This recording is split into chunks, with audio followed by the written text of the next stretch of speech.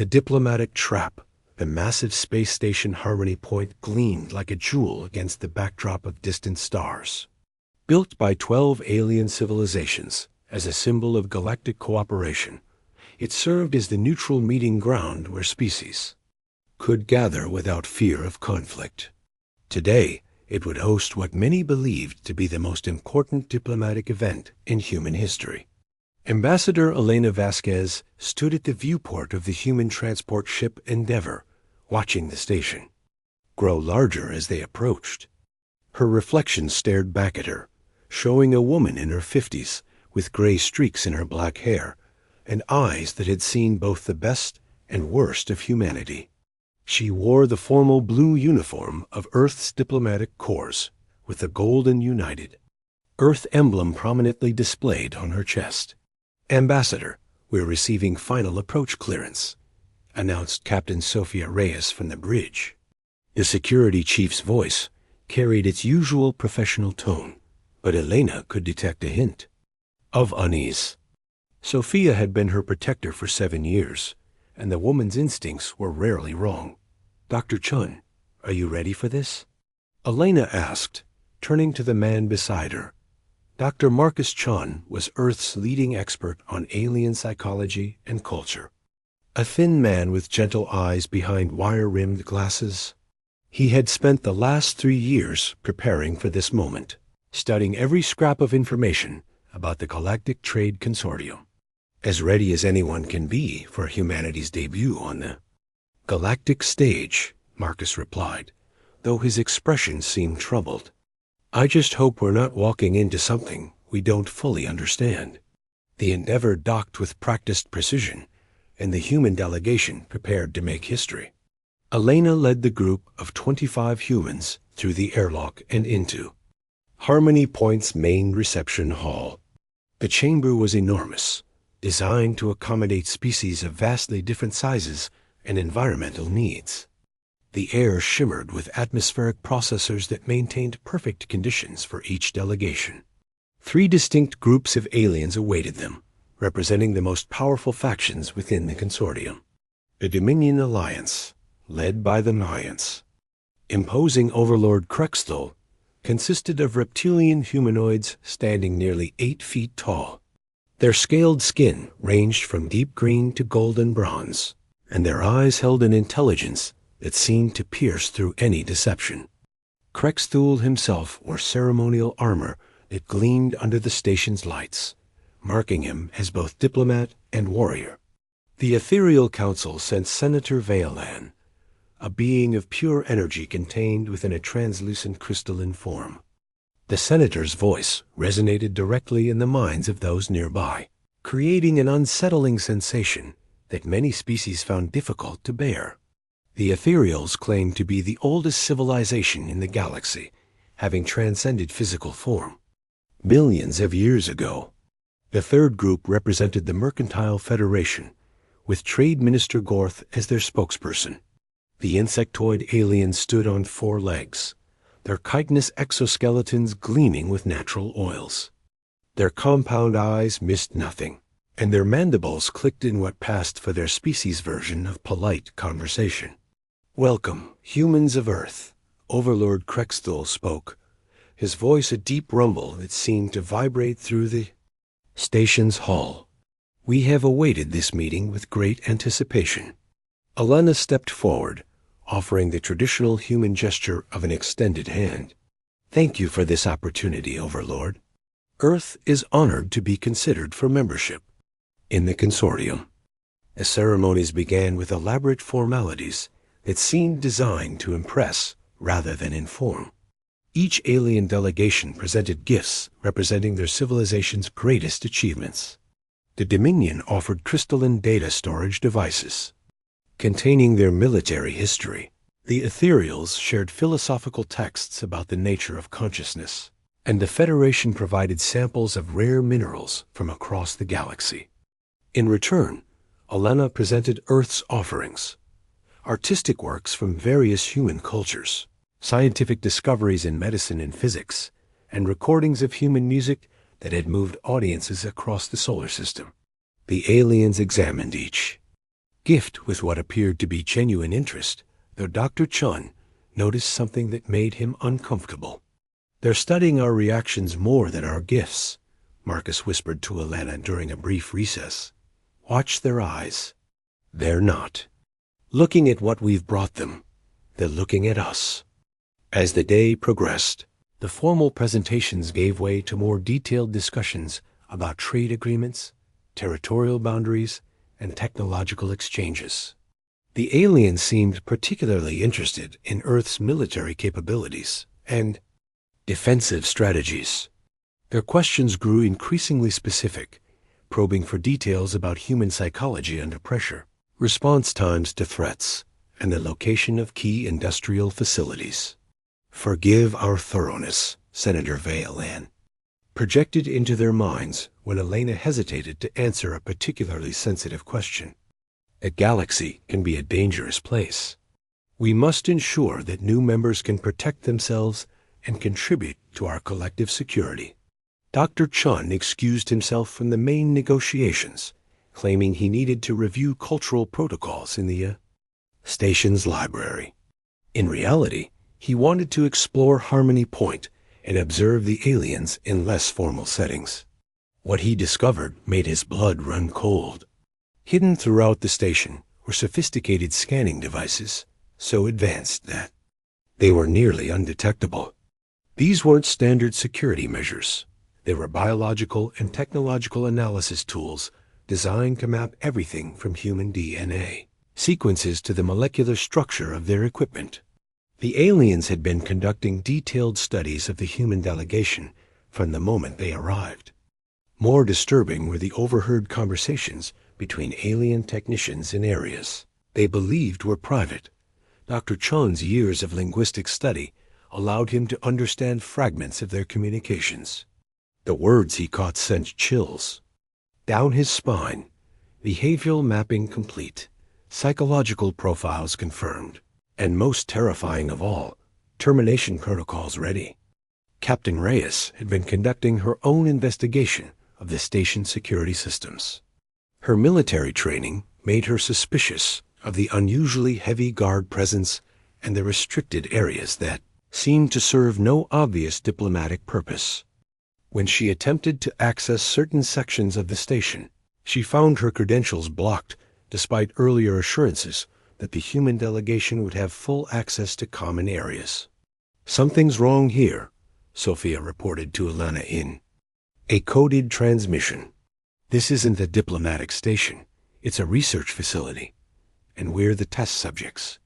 The truth became undeniable when Dr. Chun discovered a hidden communication array transmitting detailed reports about human biology, psychology, and technology to unknown recipients throughout consortium space.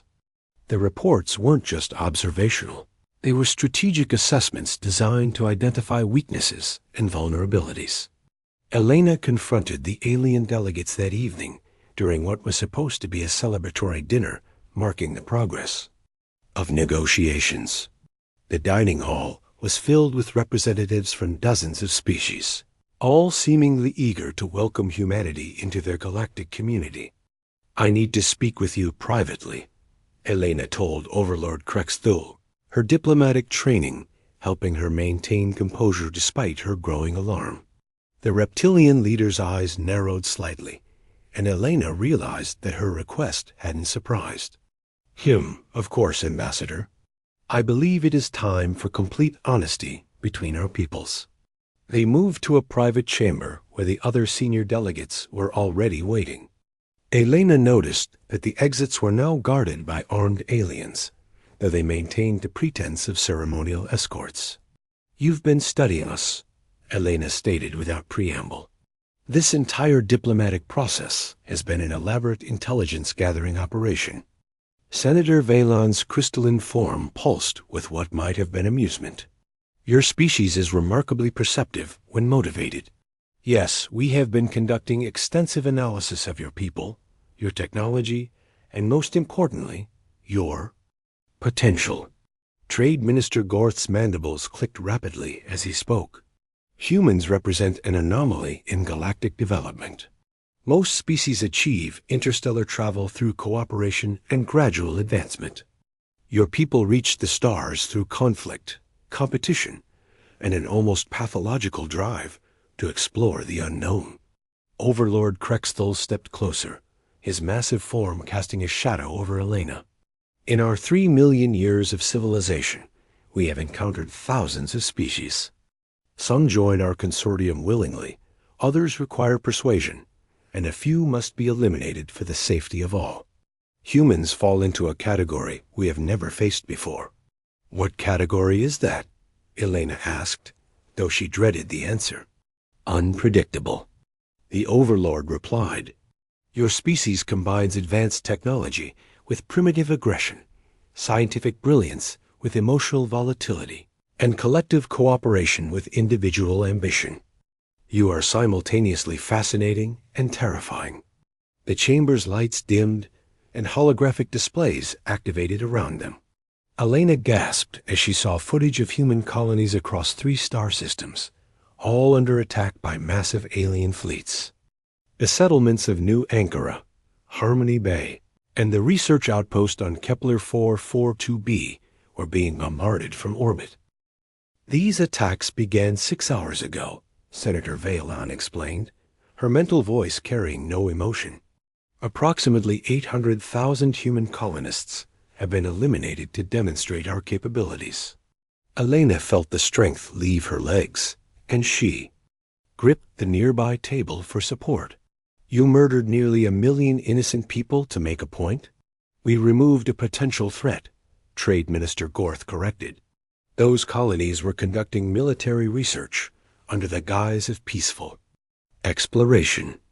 We have detailed intelligence proving that Earth has been developing advanced weapon systems while publicly claiming to pursue only scientific advancement. The aliens weren't entirely wrong, Elena realized with growing horror. Earth's government had indeed been pursuing dual-use technologies, preparing for the possibility that first contact might not go as hoped. But that didn't justify genocide. Now we come to the true purpose of this meeting, Overlord Krexthal announced. The Galactic Trade Consortium offers humanity 2 choices. You may accept protectorate status under our guidance, surrendering all military capabilities and accepting permanent oversight of your development. Or you may face complete elimination as a threat to galactic stability. You're asking us to choose between slavery and extinction, Elena said, her diplomatic training finally cracking under the weight of what she was hearing. We are offering you survival, Senator Valen replied. As a protectorate species, humans would be protected, provided for, and allowed to exist within carefully defined parameters. Your children would grow up in a galaxy without war, without want, and without the constant danger that seems to follow your kind. Elena looked at each of the alien faces surrounding her, searching for any sign of compassion or doubt. She found none. These beings had already decided humanity's fate, and this meeting was merely a formality designed to provide legal justification for whatever came next. How long do we have to decide? She asked, her voice barely above a whisper. Your government has 72 Earth hours to respond, Overlord Krexthal replied. Choose wisely, Ambassador. This offer will not be extended twice. Captain Reyes burst into the chamber at that moment, her weapon drawn despite the overwhelming odds against her. Ambassador, all communication with Earth has been cut. We're trapped here. The alien guards moved to restrain her, but Overlord Krexthal held up a massive clawed hand. Violence will not be necessary, Captain. Your delegation will remain as our guests until Earth provides its answer.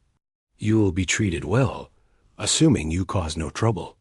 Elena realized that everything had been planned from the beginning. The diplomatic invitation, the cultural exchanges, even the timing of the colony attacks, all of it had been carefully orchestrated to force humanity into an impossible position.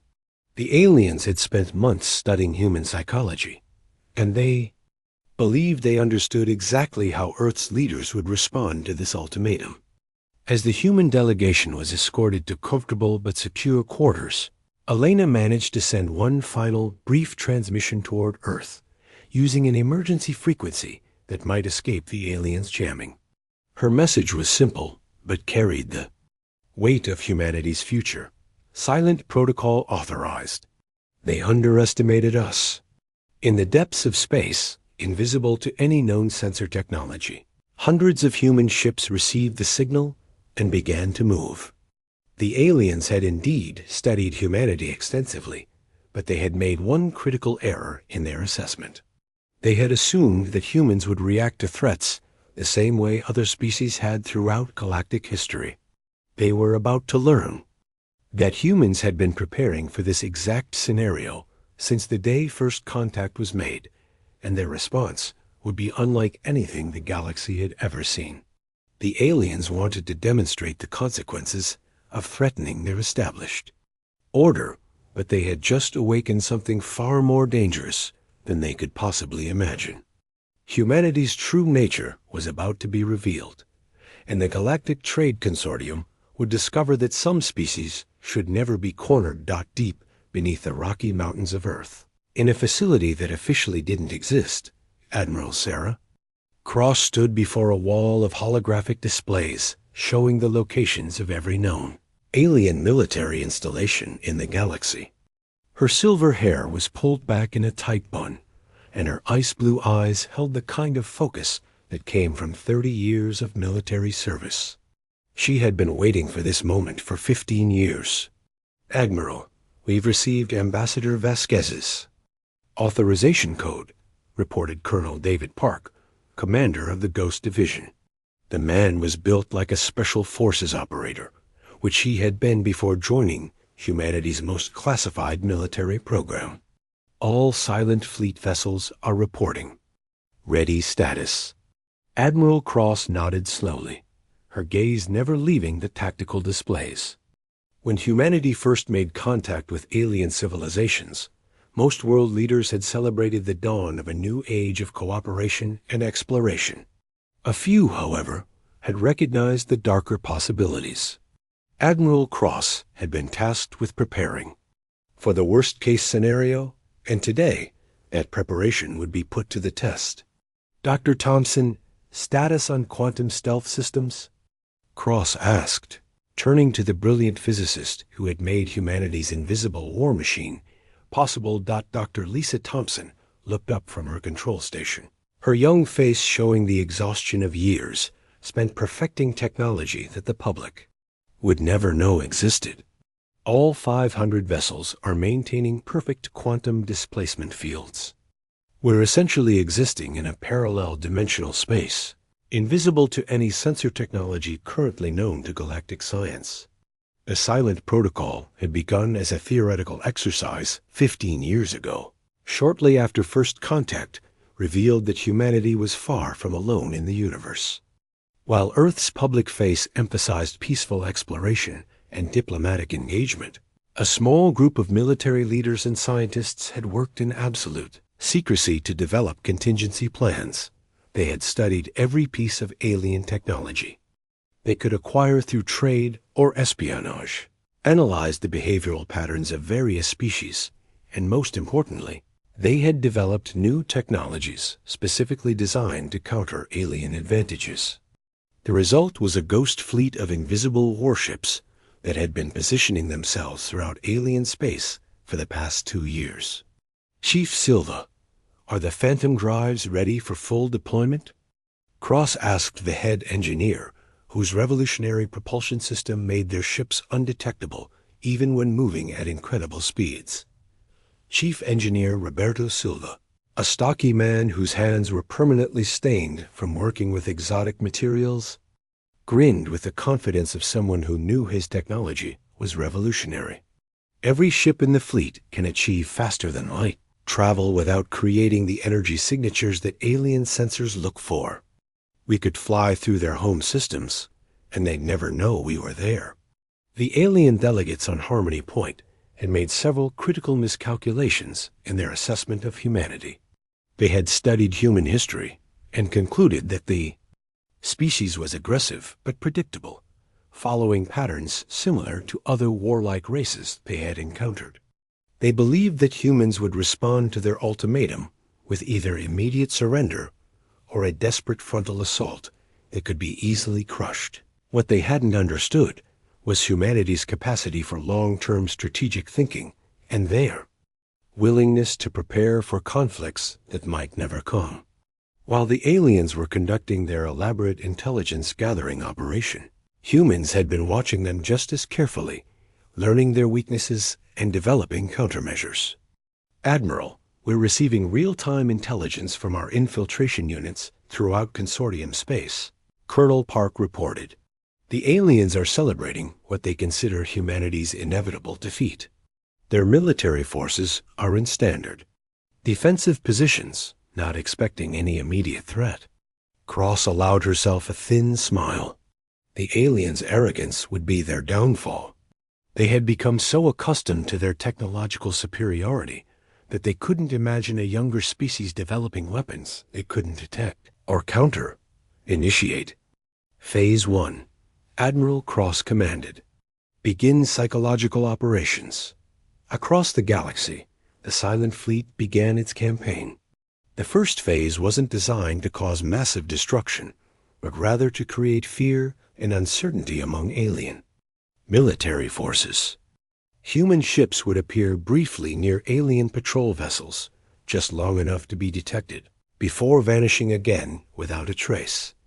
Commander Rachel Torres piloted the stealth destroyer Phantom's Edge as it approached a Dominion Alliance patrol fleet near the Vega system. Her orders were specific: appear, be seen, and disappear in a way that would leave the aliens questioning their own sensors. Dropping quantum stealth in 3, 2, 1, announced her tactical officer. For exactly 30 seconds, the Phantom's Edge became visible to alien sensors, appearing as a sleek black vessel, unlike anything in their databases. Then, just as the alien ships began to react, it vanished again. Similar encounters were happening throughout consortium space. Alien commanders found themselves filing reports about mysterious ships that their technology couldn't track or identify. Command structures that had operated with certainty for millennia suddenly found themselves dealing with an unknown variable.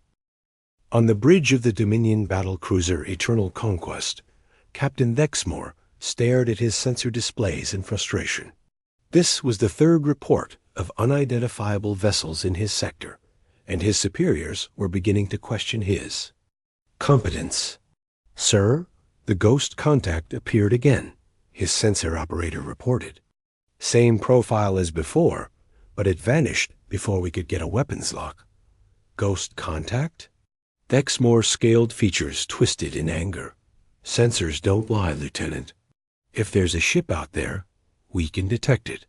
But even as he spoke, the Dominion captain felt a chill of uncertainty.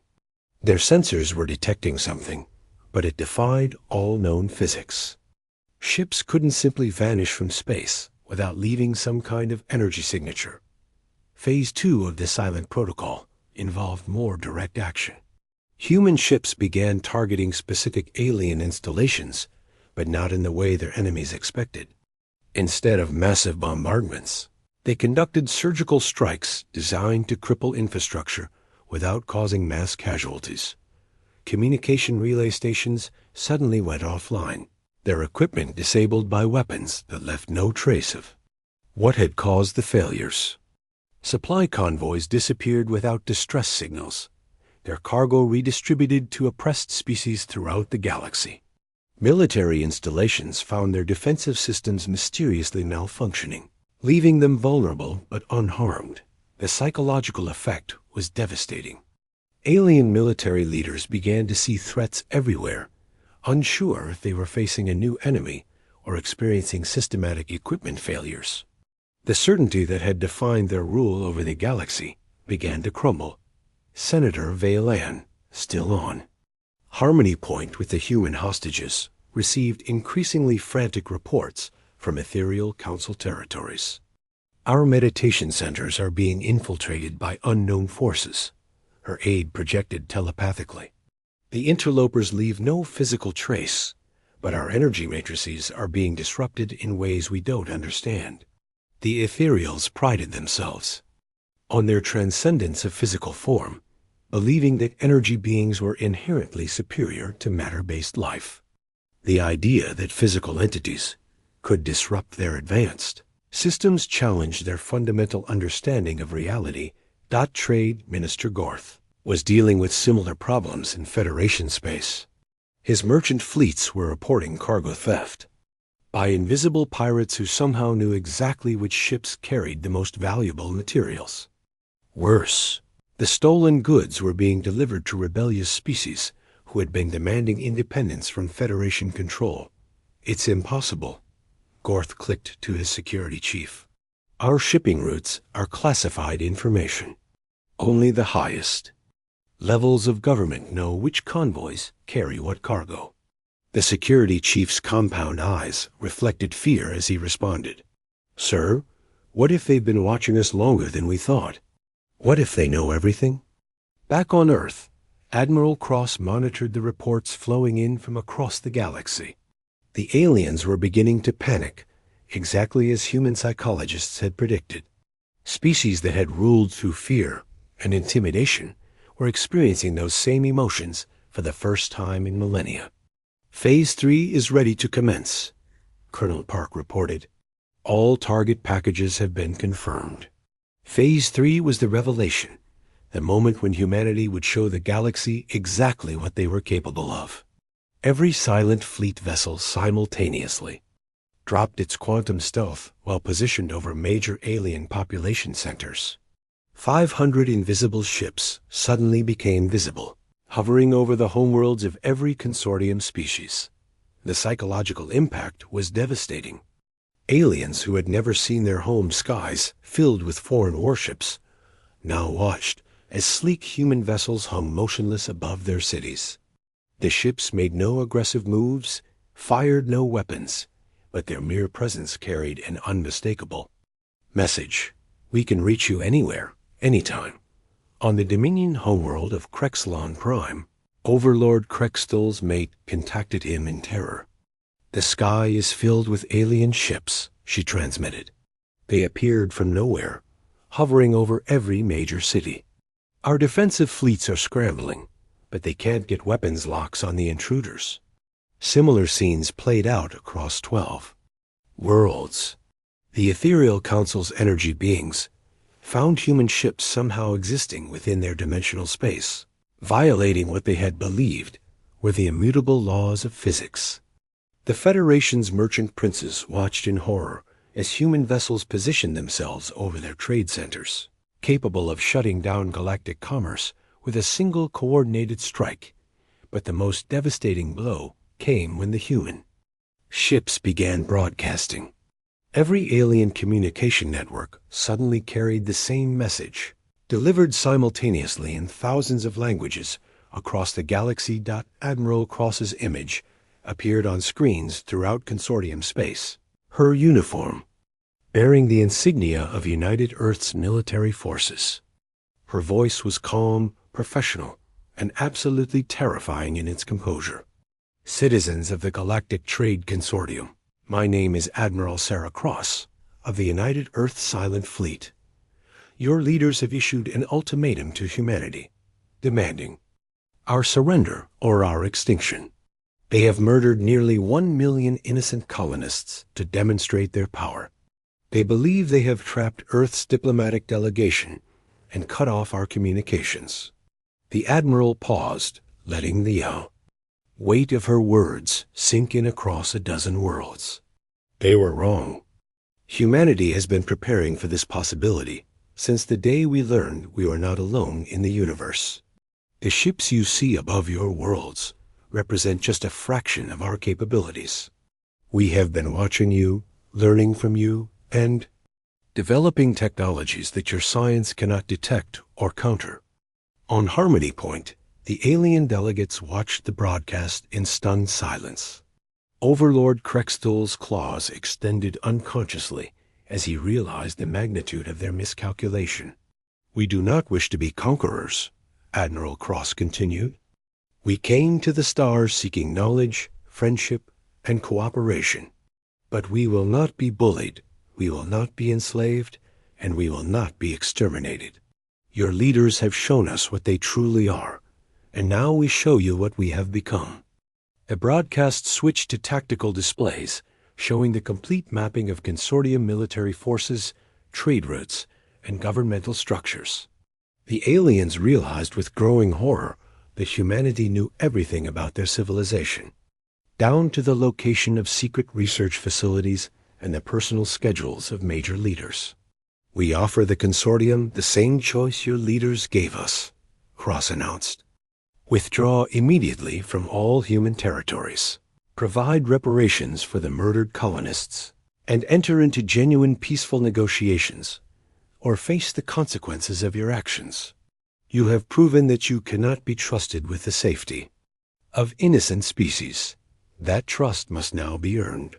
The transmission ended, leaving the galaxy in stunned silence. Then, as if responding to some unheard signal, the human ships began to move, not attacking, but demonstrating their capabilities in ways that froze alien military commanders with fear. Ships phased in and out of visibility, showing that they could strike anywhere without warning. They performed maneuvers that violated known physics, accelerating to impossible speeds without creating detectable energy signatures. Most terrifying of all, they somehow communicated with oppressed species throughout consortium space, providing them with weapons and tactical support for independence movements. Within hours, rebellions erupted on 100 worlds as species that had been subjugated for centuries suddenly found themselves equipped with advanced weapons and intelligence about their oppressors' weaknesses. A careful order that the consortium had maintained for millennia began to collapse. On Harmony Point, the 3 alien delegates met in emergency session.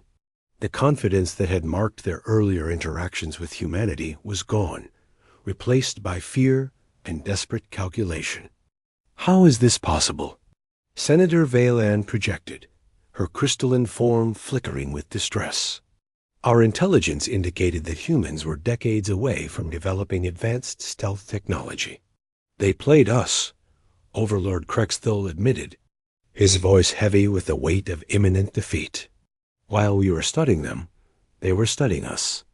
Every cultural exchange, every diplomatic meeting, every piece of technology we shared with them was being analyzed and weaponized. Trade Minister Gorth's mandibles clicked frantically as he reviewed economic projections. If these rebellions continue, the Federation's trade networks will collapse within days. We'll lose control of 70% of our resource production. The aliens found themselves facing a strategic nightmare. They could attempt to fight the human fleet, but how do you battle an enemy you can't see or track? They could try to suppress the rebellions spreading across their territories, but that would require pulling forces back from human space, leaving their core worlds vulnerable.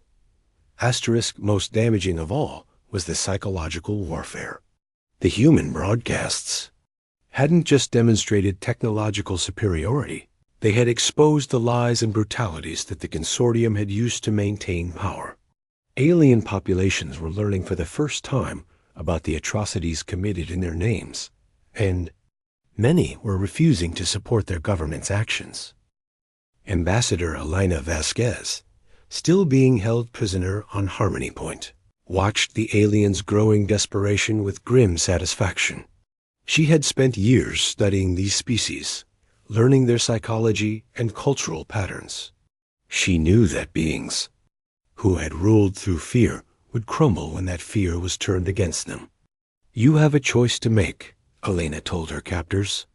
Humanity is offering you exactly what you offered us, surrender or destruction. The difference is that our terms allow you to maintain your dignity and your lives. Overlord Krexthul looked at the human ambassador with something approaching respect. How long have you been planning this? Since the day we received your invitation to join the consortium, Elena replied. We hoped for genuine peace, but we prepared for war.